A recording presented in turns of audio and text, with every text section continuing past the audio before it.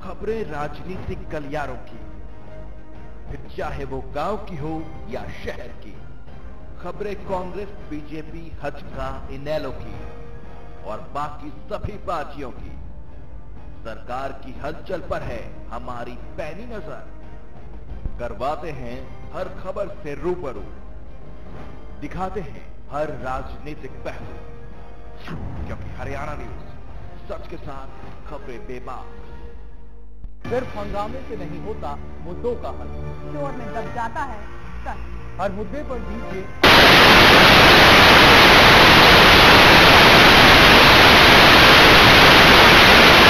शाम 4 बजे।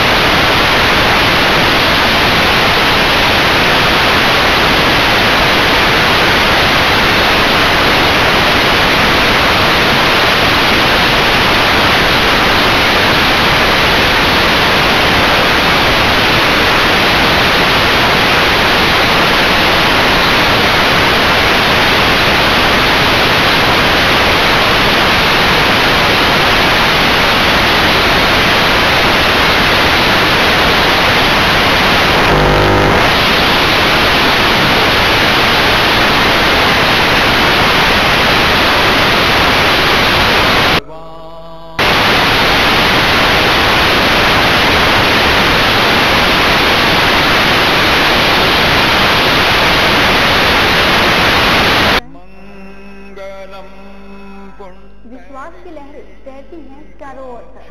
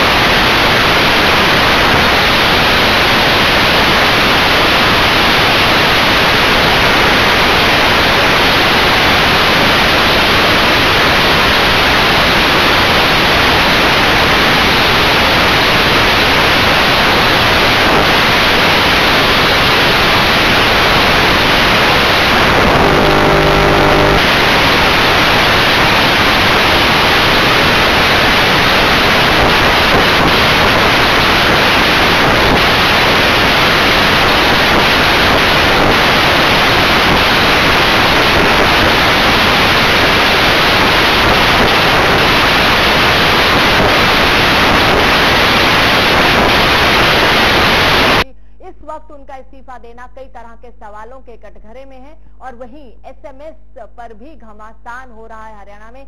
सब पर नजर डालेंगे, लेकिन सबसे पहले बीजेपी हज का क्या है ये रिश्ता, आइए देखते हैं ये रिपोर्ट।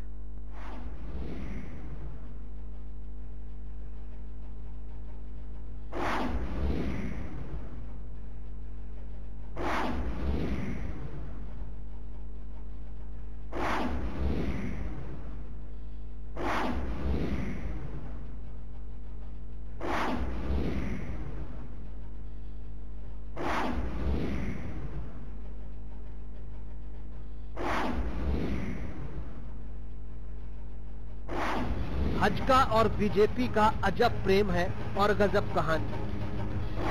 एक तरफ बीजेपी के बुलंद हौसले हैं तो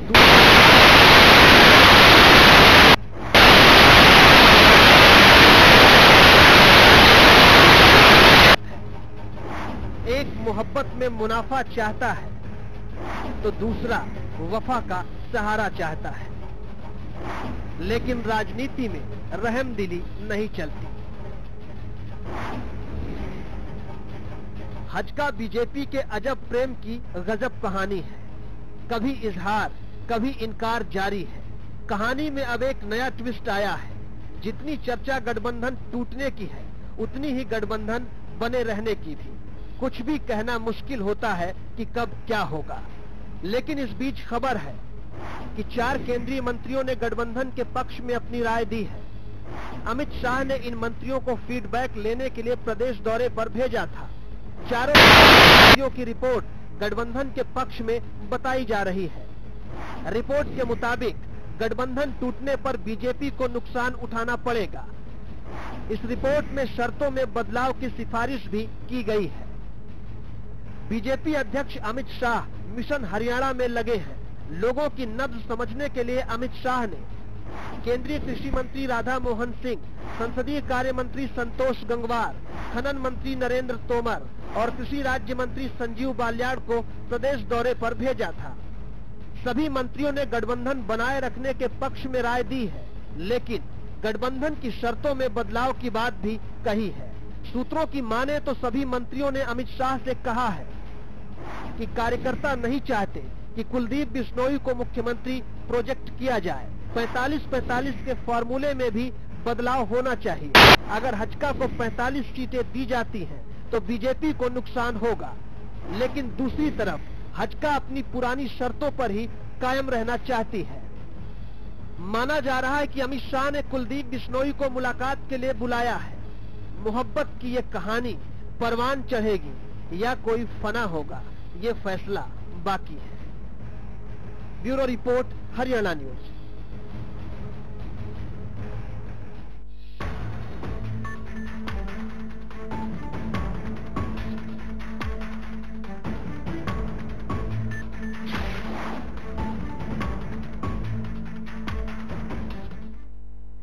जी हाँ, बिल्कुल। तो मोहब्बत की ये कहानी किस तरह से परवान चढ़ेगी और कौन फना होगा, देखना वाकई दिलचस्प है। और सभी की निगाहें भी इस अजब गजब रिश्ते पर एक अरसे से जरूर टिकी है।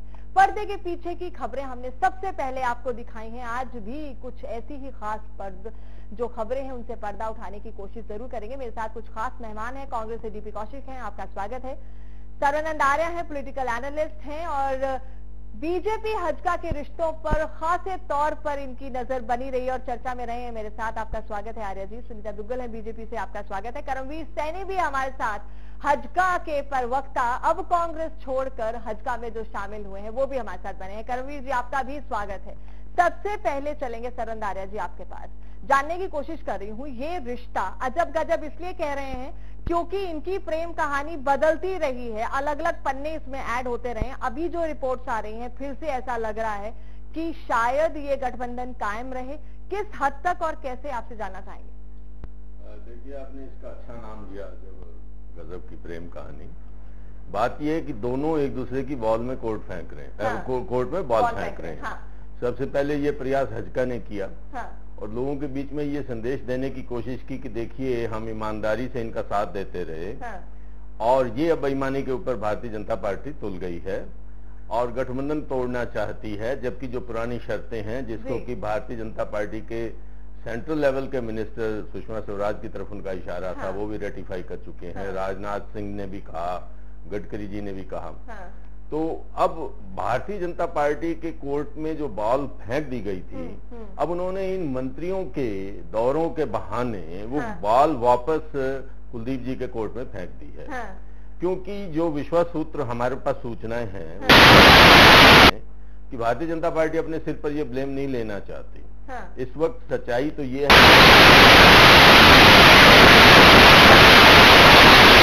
कहीं ना कहीं चेहरों की कमी, नामों की कमी, लोगों की कमी एक वजह बन रही है। और एक और उम्मीद है भारतीय जनता पार्टी को, जो हो सकता है 2-4 दिनों में सच साबित हो जाए। कांग्रेस का एक धड़ा टूटकर भारतीय जनता पार्टी में आने वाला है। तो शायद उनकी वो जो कमी है कैंडिडेट्स की, वो चौधरी वीरेंद्र की तरफ आप इशारा कर रहे हैं। चौधरी वीरेंद्र लगभग कह ही चुके हैं, अब उनका सिर्फ आना बाकी। बिल्कुल, वो आज सबसे पहले हमने खबर अपने चैनल पर दिखाई और बताया कि जो सूत्रों के हवाले से खबर है, चौधरी वीरेंद्र अगले 2-3 दिन में बीजेपी में शामिल हो सकते हैं। उसी की चर्चा यहाँ सरवनंद आर्या भी कर रहे हैं। चलेंगे सुनीता जी के पास। सुनीता जी, बीजेपी हजका का ये अजब गजब रिश्ता कहाँ और कैसे साफ होगी इसकी तस्वीर? तो मैं आप सबको ईद की मुबारक देती हूँ जी। तो देखिए, जो अभी हमारे जो राजनीतिक विशेषज्ञ हैं अपने आर्य जी, इन्होंने कहा कि एक ये फॉर्मेलिटी जो है 4 मंत्रियों की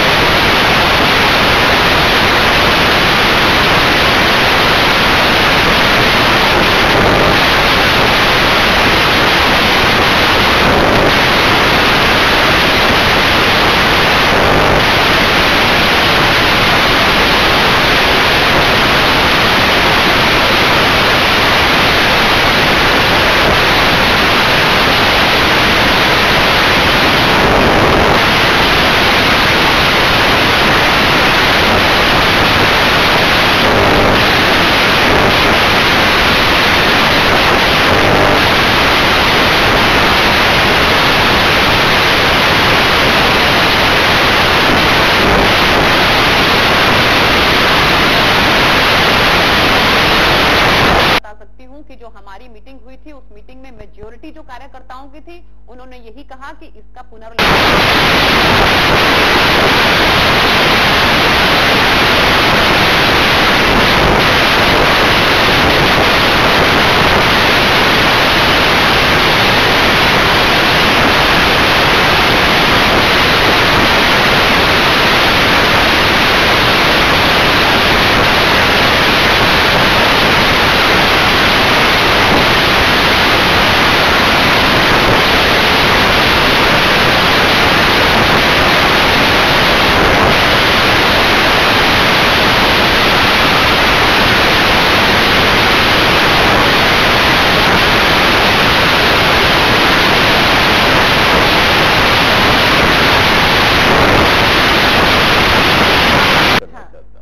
बात ये है कि अब बॉल जो इन्होंने फेंकी वो ये है, निश्चित रूपेण मैं आपको बता रहा हूं अंतिम परिणाम क्या होगा। हाँ। कि 30 सीटें पर एग्री हो सकते हैं कुलदीप बिश्नोई। हाँ। जय उनके प्रवक्ता महोदय कुछ भी बोले, प्रवक्ता महोदय ने अपनी जगह बदली है, परंतु अंदर के फैसले हो चुके हैं।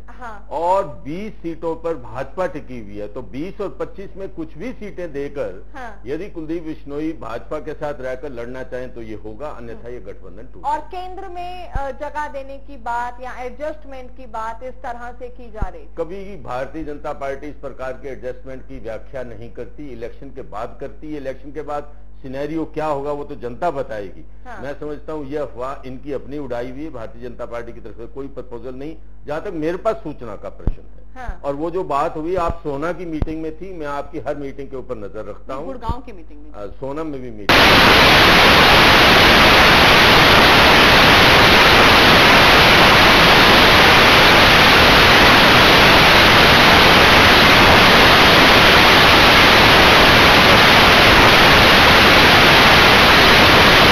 अब आगे आप बताएं आपको क्या करना। हाँ, किस तरह से ये जो पूरे रिलेशनशिप का समीकरण बन रहा है, बिगड़ रहा है, ये बाकी चीजों को कैसे बिगाड़ रहा है? क्योंकि कांग्रेस में भी देखें तो बहुत कुछ अच्छा नहीं चल रहा है, वहां पर अपना ही एक धड़ा विपक्ष बन के खड़ा हुआ है।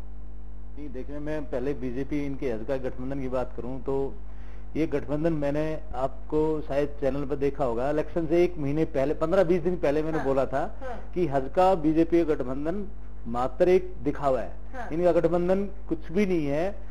और देखिए कुलदीप बिश्नोई की हार के बारे में मैंने पहले चैनल पे पहला इंसान मैं हूं जो मैंने बताया था कि बीजेपी बिल्कुल नहीं चाहिए कुलदीप बिश्नोई वहां से जीते। दूसरी बात बताता हूँ, ये बीजेपी हल्का का गठबंधन एक मजबूरी में, मजबूरी है कि इन्होंने पहले जो नॉन जाट का जो नारा दिया था इन्होंने, उसको इनको कायम रखने के लिए इनको पता है वोट बैंक कहाँ आना है कहाँ ना। बीजेपी का जो सर्वे हुआ है मेरे ख्याल से बीजेपी 20 सीटों से ऊपर नहीं आ रही कहीं पर भी। तो जो सीनियर नेता है, जो इनके बीजेपी के लीडर है, उन्होंने खूब अच्छी तरह 2-3 बार मेरे ख्याल से मैंने जहां तक नॉलेज में 3 बार सर्वे करा लिया, तीनों बार इनके 20 सीटों से ऊपर नहीं आ रही। जहां तक कैंडिडेटों की बात है, देखिए ये एक पहले छोटा सा एग्जाम्पल दूंगा, लैंड मोर्गेज बैंक होता था, पता है शायद आपने, वहां क्या होता था पहले लोन ले जाते थे तो वो लोग क्या वहां जब जाते थे उनको लोन नहीं भरते थे तो उनको बैंक वाले उनके घर के बाहर होते थे उनको उठाने के लिए, भाई ये लोन नहीं भरे, अभी कहीं बाहर निकलेंगे उनको उठाओ। तो बीजेपी और ये बीजेपी तो ये इंतजार करेगी कांग्रेस के कितने आदमी जो है जिनको टिकट नहीं मिले उनको एकदम से कैच करें उठाए, जैसे लोन की तरह, जैसे मॉर्गेज बैंक वाले करते हैं लोन की तरह कैच करते हैं। तो इनके पास कैंडिडेट देखिए जितने इनके पास कैंडिडेट हैं उतने हमारे मुख्यमंत्री के दावेदार। आप अपने लोगों को संभाल क्यों नहीं रहे? आप अपने लोगों को संभाल क्यों नहीं रहे? आप संभाल नहीं पा रहे, आप अपने परिवार को संभाल नहीं पा रहे, बीजेपी खड़ी है उस परिवार को इकट्ठा करने के लिए। देखिए मैं उस बात पे भी आ रहा हूँ, हमारे कप्तान अजय यादव जी बहुत सीनियर नेता है, उन्होंने फिर भी कहा भी मैं कांग्रेस में रह के कांग्रेस की सेवा करूंगा। देखिए बीजेपी तो 60 साल से ऊपर का वैसे ही उन लोगों का अनादर कर रही है, हमारे तो अच्छे नेता हैं तो भाई 60 साल पे युवाओं को मौका दे रहे हैं, चलो ठीक है हम लोग रिटायरमेंट ले लेते हैं, अब युवा साथी हमारे आ जाएंगे, हम तो अच्छा कर रहे हैं, हम तो बुरा नहीं है, युवाओं के लिए कर रहे हैं। देखिए अभी हमारे साथी हैं उन्होंने जो कुछ भी कहा वो मुझे लगता है कि बहुत बड़े शायद ज्योतिषी हैं, जो कि उन्होंने सब कुछ पहले ही बता दिया था आप लोगों को चैनल पे। मेरी रिकॉर्डिंग उठा के देख लीजिए, मैंने पहले बोला था। 1 मिनट है ना। और दूसरा जैसे कि वो आप कह रहे हैं कि बीजेपी है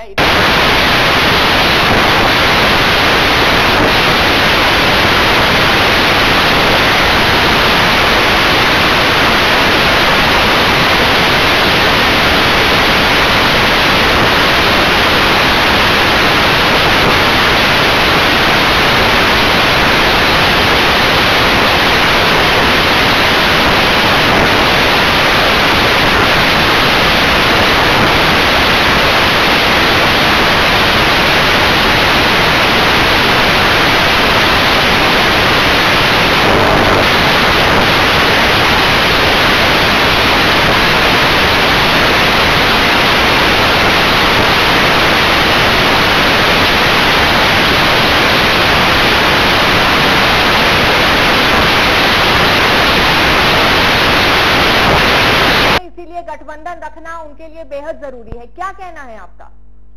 देखिए अब इस बारे में कुछ नहीं कहा जा सकता, क्योंकि हम अपनी सारी बात जो है केंद्रीय नेतृत्व को बता चुके हुए हैं, और केंद्रीय नेतृत्व ने जो अमित शाह जी ने अपने लेवल पर भी एक एक्सरसाइज की है कार्यकर्ताओं की राय जानने के लिए, और वो भी उन तक पहुंच चुकी हुई है। अब जो भी निर्णय लेना है वो तो अब केंद्रीय स्तर पर ही लिया जाना है, कोई उसका अंदाजा नहीं लगाया जा। लेकिन अनिल विज जी, जिस तरह से रामविलास शर्मा ने आज बयान दिया,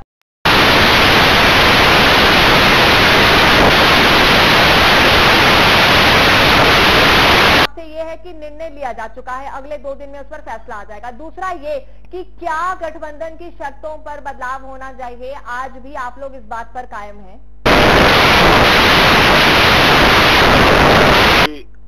उन शर्तों पर जिन पर ये समझौता किया गया था, उन पर ये चुनाव अब नहीं लड़ा जा सकता। लेकिन प्रजातंत्र है पार्टी में, सबकी राय क्या है, नेता क्या सोचते हैं, उसके मुताबिक ही फैसला होगा। क्या हजका बीजेपी में चेहरों की कमी इस रिश्ते के लिए एक मजबूरी में चलाने की वजह बन रही है? नहीं, भाजपा में बिल्कुल भी चेहरों की कमी नहीं है। भाजपा के पास एक गैलेक्सी ऑफ लीडर्स हैं और ये बात ठीक है कि हमें कभी प्रदेश में मौका नहीं मिला, हमारे किसी के नाम के साथ मुख्यमंत्री या मुख्यमंत्री का बेटा या मुख्यमंत्री का रिश्तेदार नहीं जुड़ा हुआ। लेकिन ऐसी बात नहीं है कि भारतीय जनता पार्टी के पास चेहरों की कमी हो, बहुत बहुत काबिल चेहरे हैं।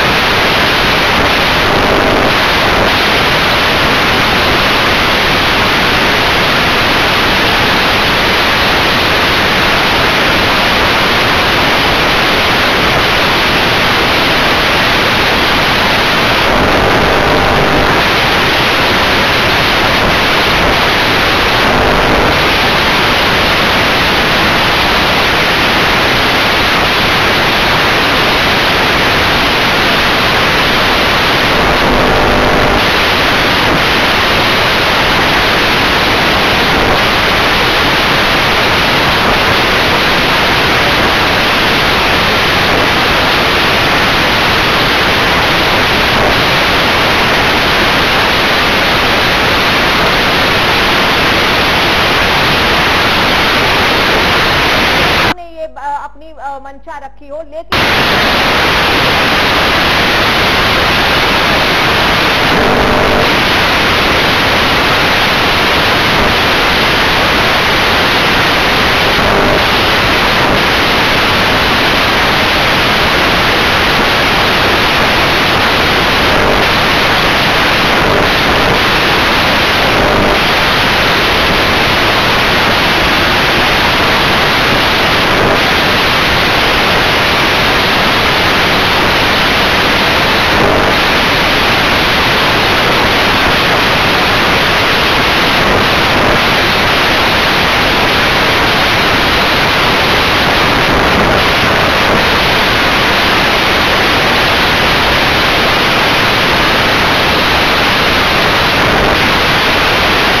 शासन सत्ता तक पहुंचना। और आज के दिन में शासन सत्ता तक पहुंचने के लिए यदि बीजेपी को गठबंधन चाहिए तो बीजेपी अपने आप को सीनियर पार्टनर के रूप में जरूर प्रस्तुत करेगी और ये रुक नहीं सकता।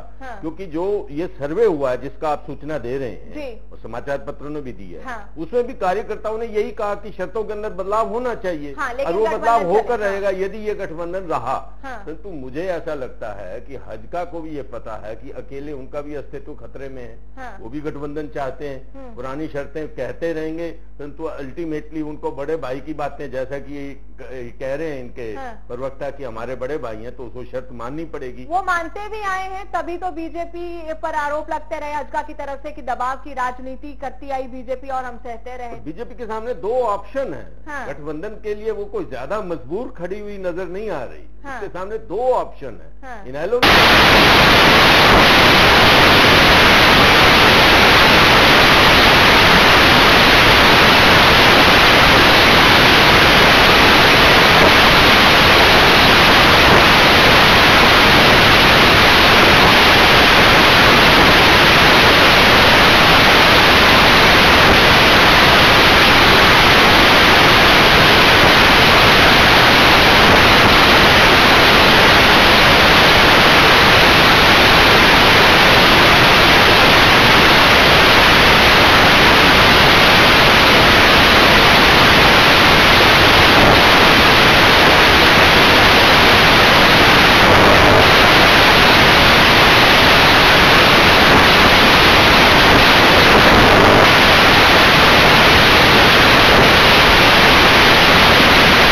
राजनीति की तस्वीर और हरियाणा की राजनीति के रंग भी, जहां कांग्रेस में उथल पुथल देखी जा सकती है, वहीं हजका बीजेपी के इस अजब गजब रिश्ते की प्रेम कहानी भी अपने नए रंग में जरूर रंगती हुई नजर आ रही है। वहीं जहां बात इनेलो की तो मजबूरियां वहां भी बहुत हैं, क्योंकि बड़े नेता जेल में हैं, बड़ी लीडरशिप की कमी है, सहारा उन्हें भी चाहिए। तो इस राजनीति में विधानसभा चुनाव से पहले कौन किसका सहारा लेगा और कौन किसको साथ देगा और कहां कहां गिर रही हैं बिजलियां, इस सब पर से भी पर्दा उठाएंगे। एक छोटे से ब्रेक के बाद बने रहिए हमारे साथ।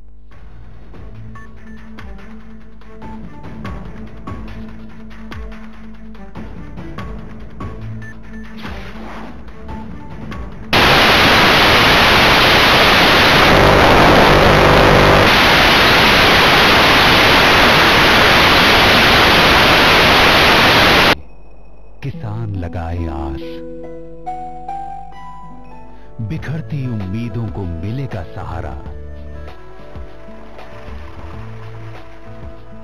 क्योंकि अब है हेल्प, हरियाणा लोकहित पार्टी, सबकी खुशियों के लिए।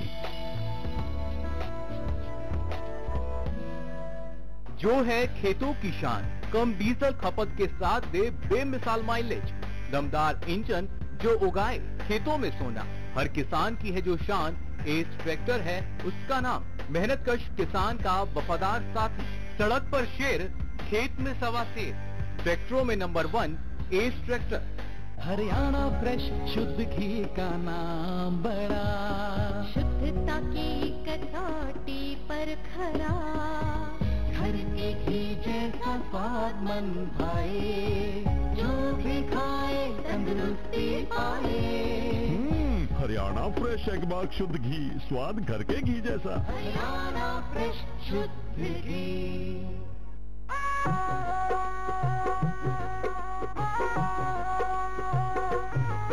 सुन लेने वो तेरी बात या मेरी, मिली खुशियाँ की चाबी।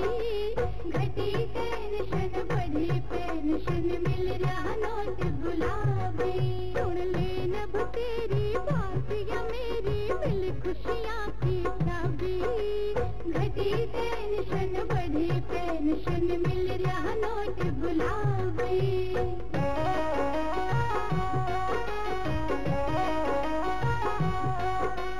बहुत घना दुख हो जाता, बड़ा टोट की मार बुढ़ापे में, अपना बुढ़ापा भूल गई, मिली 1000 लिफाफे में। उड़ा के काम हमारा, उड़ा के काम हमारा, बढ़ गया मानिब, होगी दूर खराबी।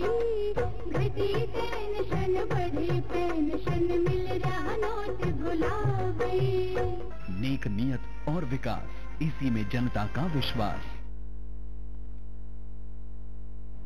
सभी हरियाणा वासियों को मेरा सादर प्रणाम। लोकतंत्र में जनता से बड़ी ताकत नहीं होती दोस्तों। आओ हम अपनी ताकत दिखाएं और इन सभी राजनीतिक दलों को बताएं कि हरियाणा की जनता अब बदलाव चाहती है।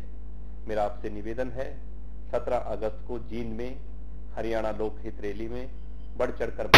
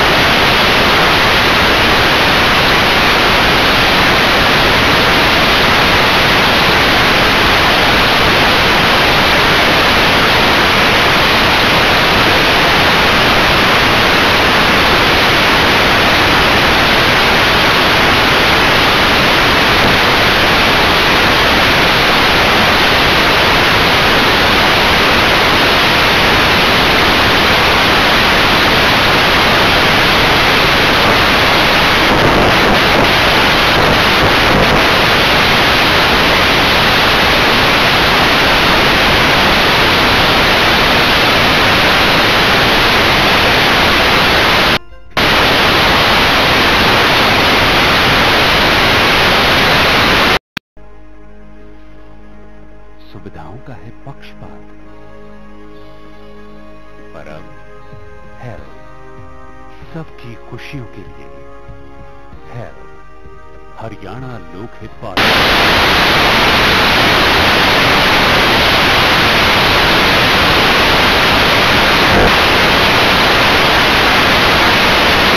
का विश्वास। हरियाणा सिर्फ खेती नहीं, खेलों के लिए भी जाना जाता है। देश को सर्वाधिक मेडल देने वालों का हाल देखिए। बॉक्सिंग के मैच से पहले सिस्टम से लड़ना पड़ता है। टूटी हुई तार जैसी सरकारी सुविधा आज खेलों की दुविधा है। खेतों में फसल है, लेकिन भारत की कुश्ती में शान रखने वालों को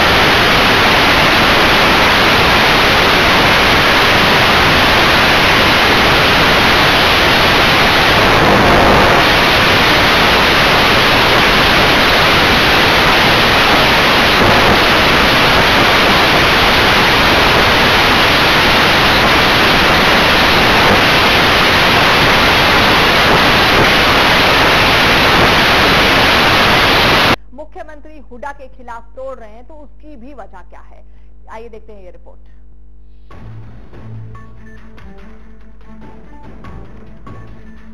कांग्रेस के अंदर की गुटबाजी थमने का नाम नहीं ले रही है।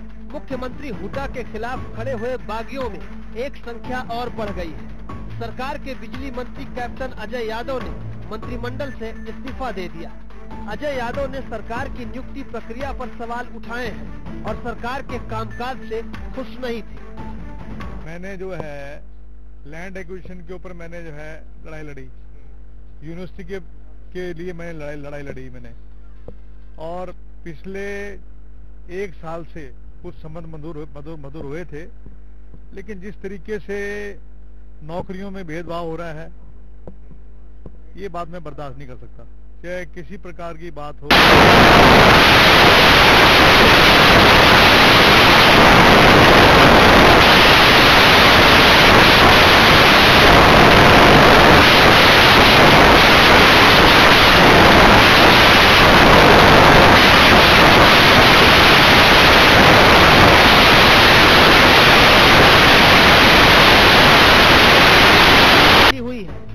के लिए कांग्रेस के कई नेता सीएम हुड्डा को जिम्मेदार ठहरा चुके हैं। कई नेता पहले ही कांग्रेस को अलविदा कह चुके हैं। बीजेपी का दामन थामने वाले राव धर्मवीर और राव इंद्रजीत अब बीजेपी सांसद बन चुके हैं।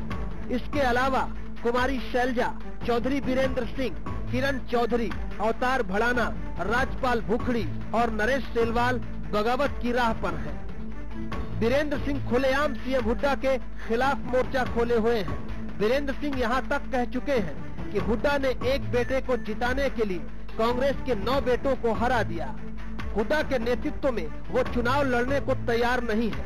बीरेंद्र दावा करते हैं कि नेतृत्व परिवर्तन भी हो जाए तो कांग्रेस की नैया पार नहीं होने वाली है। अब अजय यादव के इस्तीफे ने कांग्रेस की मुश्किल और बढ़ा दी है। माना जा रहा है कि अजय यादव इसलिए भी नाराज थे क्योंकि उनके बेटे को लोकसभा का टिकट नहीं मिला था। अब देखना होगा कि बिजली मंत्री के इस्तीफे के बाद कांग्रेस में कहां-कहां बिजली गिरती है। Bureau report, Haryana news.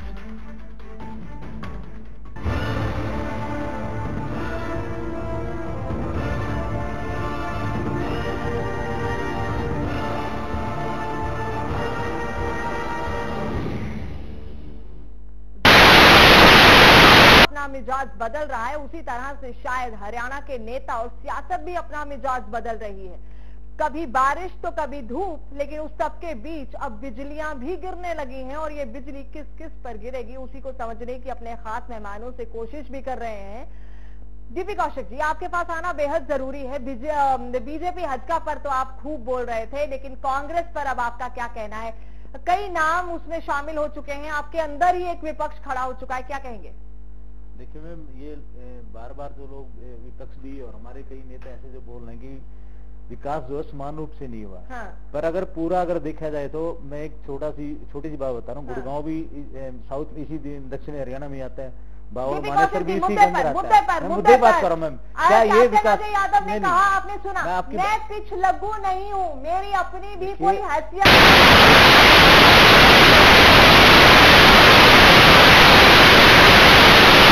सकता हूँ। मुख्यमंत्री से कोई नैतिक उनके आपस में वो विचार सहमत नहीं हो सकते, इस बात में एग्री हूँ। बट जहाँ तक विकास कांग्रेस पार्टी की आती, कांग्रेस पार्टी को उनको एलर्जी नहीं है। वो अभी भी ये कह रहे हैं मैं कांग्रेस पार्टी में रहकर कांग्रेस की सेवा करूंगा। तो कांग्रेस पार्टी एक ऐसी पार्टी है जो हमेशा सबको समान रूप से लेकर चलती है और समान विकास कराती है। अब जो ये विकास की बात कह रहे हैं, जहाँ तक इन्होंने अब एक देखिए हरियाणा में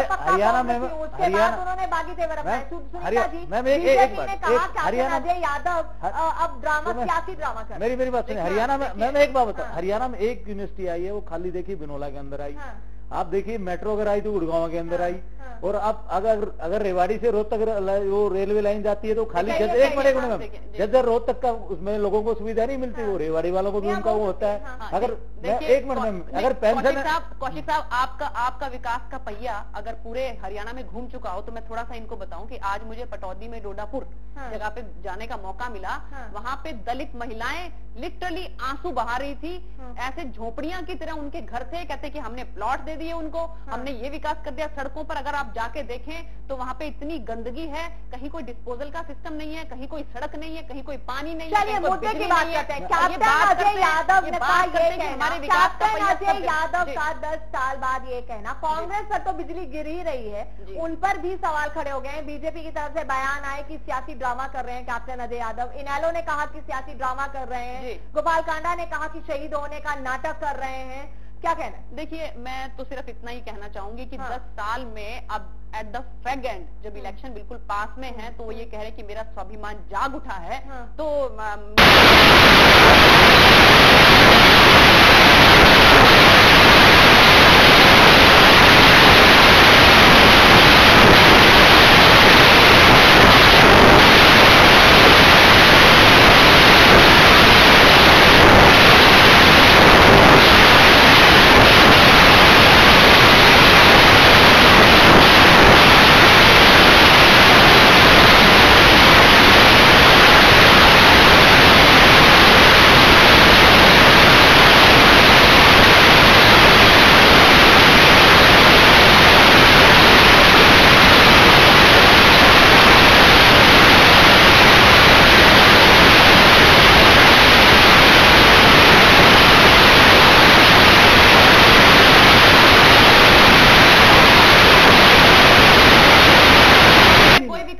विकास की बात देखिए कि लोकसभा का इलेक्शन विकास पर नहीं था। कैसी बात कर रहे हैं? कांग्रेस ने ये कहा कि हम इलेक्शन विकास पर लड़ रहे हैं, विकास हमारा हम विकास पर लड़ रहे हैं, हम लड़ रहे हैं। मैंने हम भी हमें विकास के लिए क्या कहता है? आप कैसे कह रहे हैं? मैं लोग देखिए मैम, लोकसभा के इलेक्शन मैं इसलिए कह रहा हूँ, लोकसभा और विधानसभा में बहुत फर्क होता है। बीजेपी ने ओनली मोदी के ऊपर एक्शन हार होती है। नहीं, हम भी विकास, अभी भी हम विकास के मुद्दे बजाएंगे। हमने देखिए बात मुद्दे की, बात मुद्दे की। यदि आप ये जवाब दे पाते तो वो मुद्दा होता कि अजय यादव कांग्रेस क्यों छोड़ रहे हैं, ये कांग्रेस क्यों नहीं छोड़ी, मंत्रिमंडल क्यों छोड़ा, मंत्रिमंडल मैं बोल रहा हूँ उसके ऊपर जवाब दे तो अच्छा लगे। मुख्यमंत्री से मतभेद हो सकते, कांग्रेस पार्टी से मतभेद नहीं हो सकता उनका। मैंने यही जवाब दिया आपको। उन्होंने अभी भी एक्सेप्ट किया। तो इतने लोगों के मतभेद आपके चौधरी वीरेंद्र खुलकर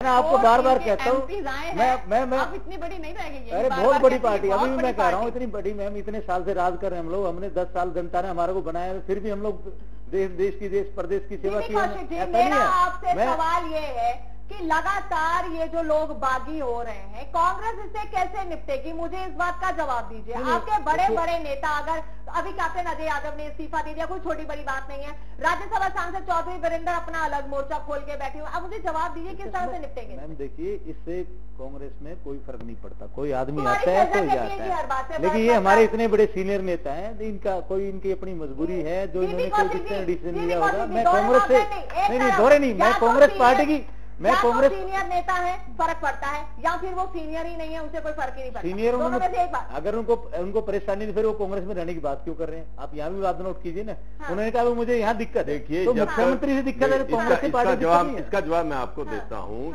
6 बार जो व्यक्ति एमएलए बना हो वो सीनियर तो होगा ही, उसमें आप जूनियर उसे कह सकते हैं। दूसरी बात ये है कि इस वक्त इन्होंने अपनी पोजीशन बड़ी वीक कर ली है, ये इनका मूव ठीक नहीं है। यदि ये कांग्रेस में रहकर और कांग्रेस की टिकट पर इलेक्शन लड़ते तो शायद कुछ होता। अब इस्तीफा देकर मुख्यमंत्री के विरोध में खड़े हैं, और शायद क्योंकि इनके बेटे को लोकसभा की टिकट नहीं मिली, और अब शायद ये जो नियुक्तियां हुई हैं उसमें भी हो सकता है इनकी कोई अपना कोई इनका सगा संबंधी हो जिसकी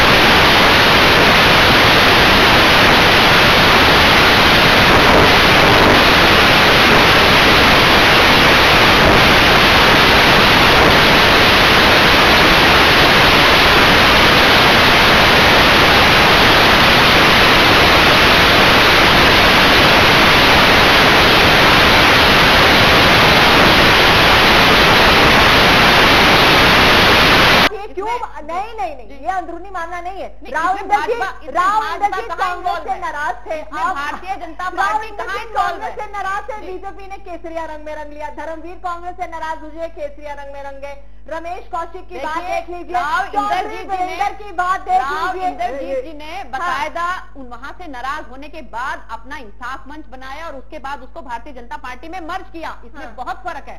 वो अब उन्होंने मंत्री पद ऐसा कुछ नहीं किया, रातों रात शामिल हुए और टिकट भी नहीं दिया।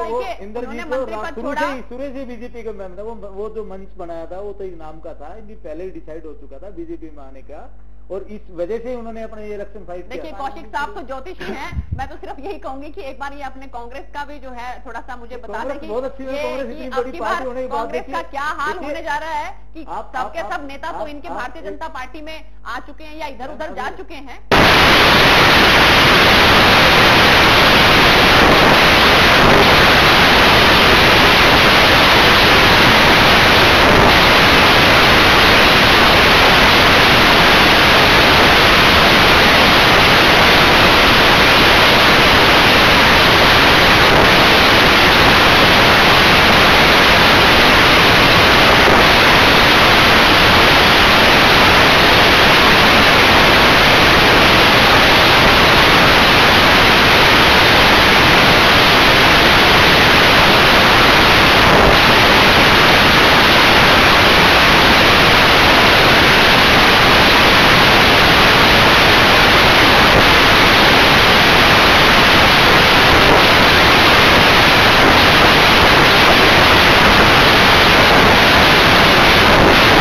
व्यक्ति के रूप में सम्मान करता हूं, परंतु राजनीति ये भी अपने दिल में समझ रहे हैं, कांग्रेस इस वक्त बहुत ही नाजुक अवस्था में है।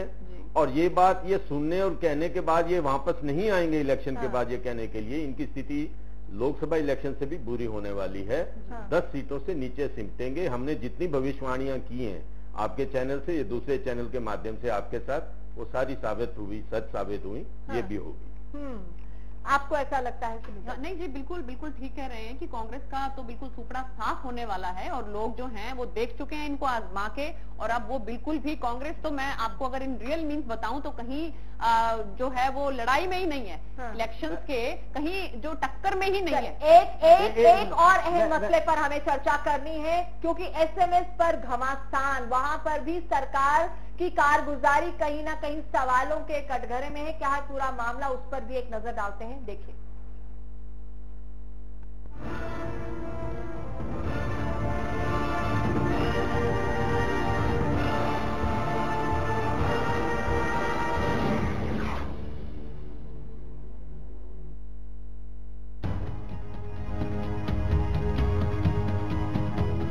पांच आयुक्तों की नियुक्ति को लेकर सरकार की पोल खुल गई है।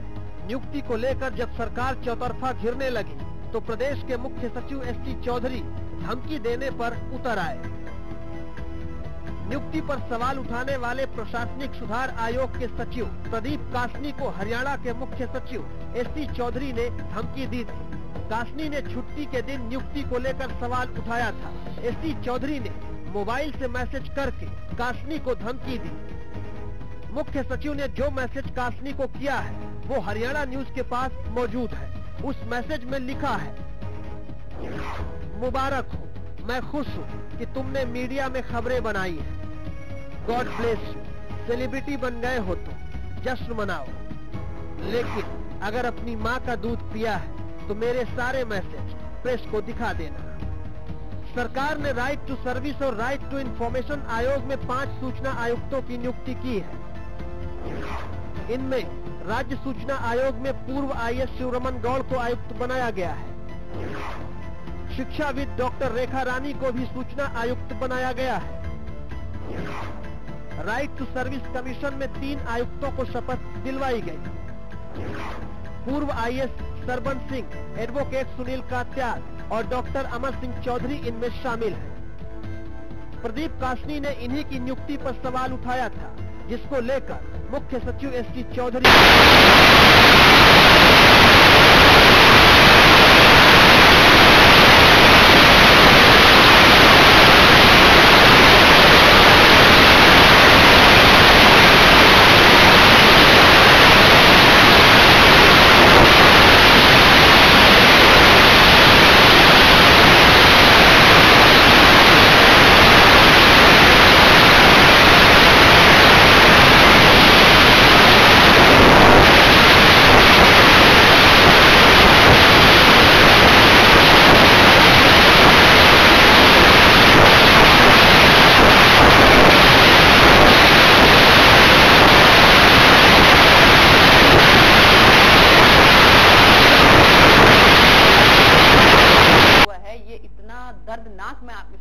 समझती हूँ, क्योंकि कोई भी कॉन्स्टिट्यूशनल अगर कोई नियुक्ति होती है या कोई पदभार छोड़ता है, उन दोनों के लिए एक बड़ा अच्छा खासा एक प्रोसेस होता है। बाकायदा जो है आपकी हर तरह की इंक्वायरीज जो है, हर तरह का आपका नो ड्यूज जो है वो बनता है उसमें, कोई भी पदभार छोड़ने के लिए भी। और इसके साथ ही अगर आप कोई नियुक्ति लेते हैं तो उसमें भी आपकी पुलिस वेरिफिकेशन वगैरह 100 तरह की चीजें होती हैं। लेकिन इसमें आपने देखा कि किस तरह से बैक डेट में गवर्नर साहब से सिग्नेचर लिए गए और उसके बाद घर में डाइनिंग टेबल के ऊपर बैठ के आप इतनी कॉन्स्टिट्यूशनल बॉडी को शपथ दिलवा रहे हैं। It's so funny. और उसके बाद भी फिर उसके बाद जो हमारे जो चीफ सेक्रेटरी साहब हैं और वो कासनी साहब हैं, उनके जो SMS का आदान प्रदान हो रहा है, तो ये देख के मुझे लग रहा है कि कांग्रेस पार्टी जो है वो किसी भी हद तक गिर चुकी है।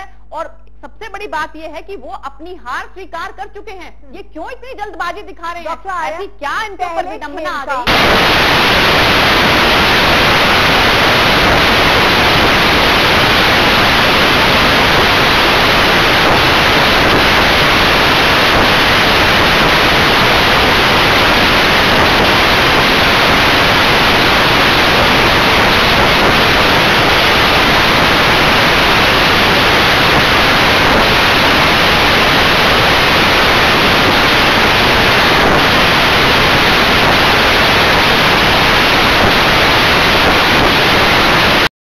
हैं, उनको खाद्य विभाग का जो है वो सीनियर जो है वो नियुक्त किए जाने वाला है। ये मैं आपको अभी एडवांस में बता देती हूँ और अभी थोड़े से दिनों में आप इसको देख भी लेंगे। एक्सेस की भर्तियों का आप देख रहे हैं। डॉक्टर आर्या, मतलब कांग्रेस पार्टी जो है वो स्वीकार कर चुकी है कि हम लोग जो है अब मैदान से बिल्कुल साफ होने वाले हैं। जाते जाते जिसने बहती गंगा में हाथ धोने वाली बात है तो वो कांग्रेस पार्टी कर रही है। ऐसा है कि सरकार ने तो जो किया वो सबके सामने, उस पर तो मुझे कोई कमेंट करना नहीं।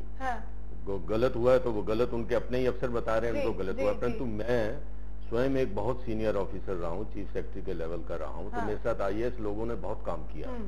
सबसे पहले तो मैं चाहूंगा कि मिस्टर चौधरी को चार्जशीट किया जाए। कोड ऑफ कंडक्ट वायलेट किया है इन्होंने। और इन्होंने अपने आका को खुश करने के लिए इस प्रकार के, यदि वो SMS भेजते हैं अपने सबॉर्डिनेट्स को या अपने जूनियर्स को, सबॉर्डिनेट तो नहीं उनके जूनियर हैं, और वो इस तरह का जो बात है बड़ी भारी आपत्तिजनक। लेकिन डॉक्टर आपका विरोध है, पेपर विरोध। यहाँ पर ये साफ बात लग रही है कि उनके ऊपर कोई हाथ है, उन्हें वो शह मिल रही है, इसलिए उन्हें लगता है कि वो विधायक कुछ भी कर सकते हैं। मैंने शब्द आका कहा नहीं, कुछ भी कर सकते हैं। वो मूर्खता तो कर गए हैं। मैं इसलिए कह रहा हूँ क्योंकि मैं एक ऑफिसर रहा हूँ। और फाइलों के जो पेज हैं वो सांप की तरह होते हैं। जब वो खुलती है पिटारी तो सांप फुफकार मारते हैं।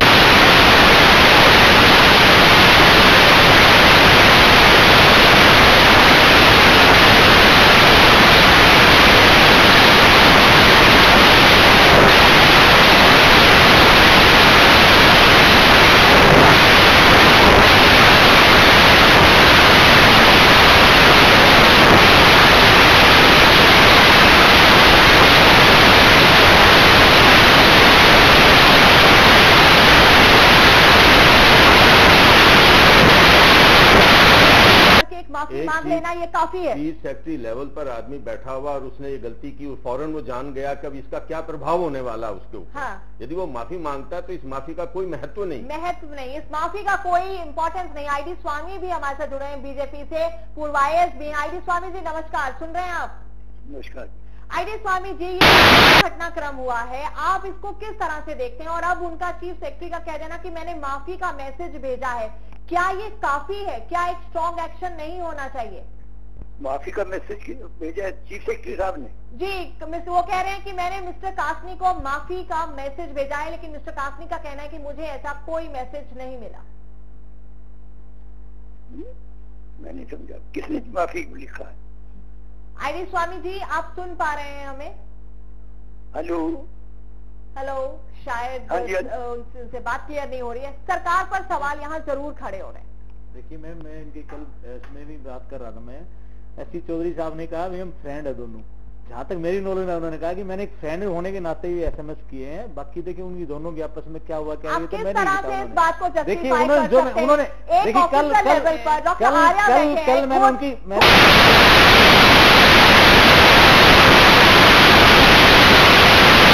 और फ्रेंड के नाते मैंने SMS की है और उसके बाद मैंने माफी मांगी है। तो इसमें सरकार का तो कोई रोल नहीं है।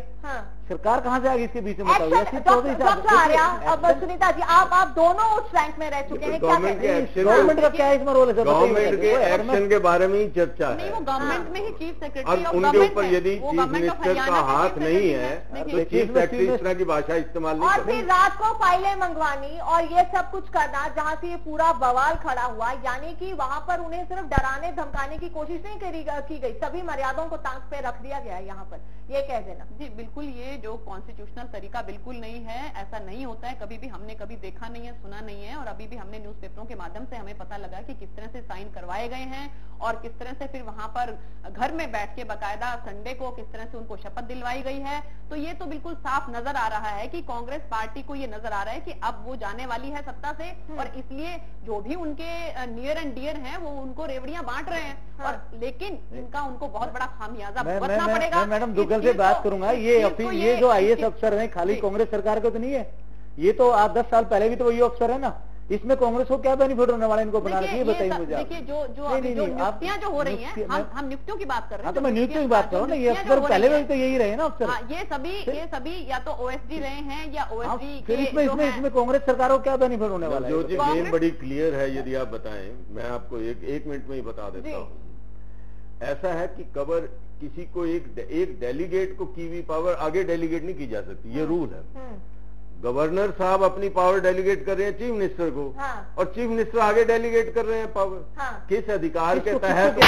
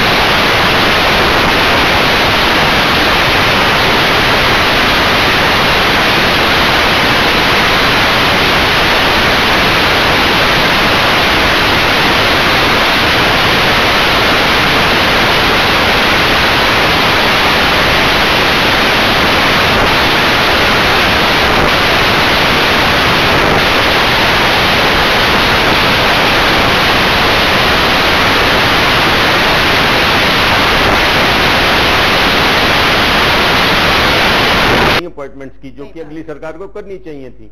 इस तरह वो यहाँ भी यही कार्य कर रहे हैं। तो इसके ऊपर तो क्या कमेंट्स दें, ज्यादा बेखौफ होकर, हो सकता है इनके पास, सुनीता जी के पास ज्यादा सूचना है, मेरे पास तो सूचना नहीं है, बेखौफ होकर चीफ मिनिस्टर कुछ और अपॉइंटमेंट्स भी जाते जाते वो कर सकते हैं। जहां तक हज का और भाजपा के रिश्ते की बात है, मैं समझता हूं ये समझौते के आसपास यदि पहुंचेंगे तो उन शर्तों पर नहीं होगा जो पहले शर्तें हो चुकी है। तो मेरी तो दो ही बात। चलिए, बेहद शुक्रिया आप सभी मेहमानों का हमारे साथ इस कार्यक्रम में जुड़ने के लिए।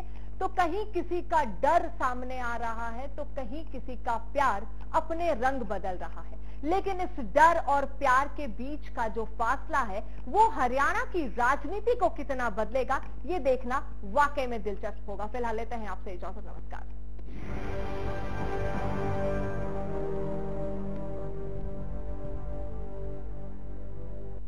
जो है खेतों की शान, कम डीजल खपत के साथ दे बेमिसाल माइलेज, दमदार इंजन जो उगाए खेतों में सोना। हर किसान की है जो शान, एस ट्रैक्टर है उसका नाम। मेहनतकश किसान का वफादार साथी, सड़क पर शेर, खेत में सवा शेर। ट्रैक्टरों में number 1 S tractor. Haryana fresh शुद्ध घी का नाम बड़ा, शुद्धता की कसौटी पर खरा। स्वाद मन भाए, जो भी खाए तंदुरुस्ती पाए। हरियाणा फ्रेश एगबाग शुद्ध घी, स्वाद घर के घी जैसा। हरियाणा फ्रेश शुद्ध घी। एक अच्छी फसल के लिए किसान को क्या चाहिए? प्यार की बात, दुआओं का साथ, मेहनत दिन रात और ताकत आपके हाथ। आधुनिक तकनीक से बना बायर का शक्तिशाली फ्रेम धान, सब्जियों, दालों और अन्य प्रकार की फसलों को फ्रेम सुंडियों से सुरक्षित रखे, लंबे समय तक चले, उपज बढ़ाए और पर्यावरण भी बचाए। बायर का फ्रेम, साथ ऐसा जादू जैसा। अरे धर्मपाल तड़ के कितना भाई? राम रतन धरने बजाऊं भाई। अरे धर्मपाल तो एसएससी का एग्जाम पास कर रहे, क्या कितना इंटरव्यू की तैयारी करे? भाई राम रतन आजकल इंटरव्यू में रोड़ू है, अफसर जो हैं पैसे लेकर नंबर दे हैं। पूर्व केंद्रीय मंत्री विनोद शर्मा जी ने हमारे हरियाणा के नौजवान भैया की हक की आवाज उठाई है। भाई वे न्यू कहे हैं या तो इंटरव्यू सिस्टम खत्म कर दो या फिर इसे एसएससी वाला रोड़ा ही बंद कर दो। यार तो धर्मपाल पूरे हरियाणा के नौजवान आई भलाई की बात है भाई, हम सब भाई तेरे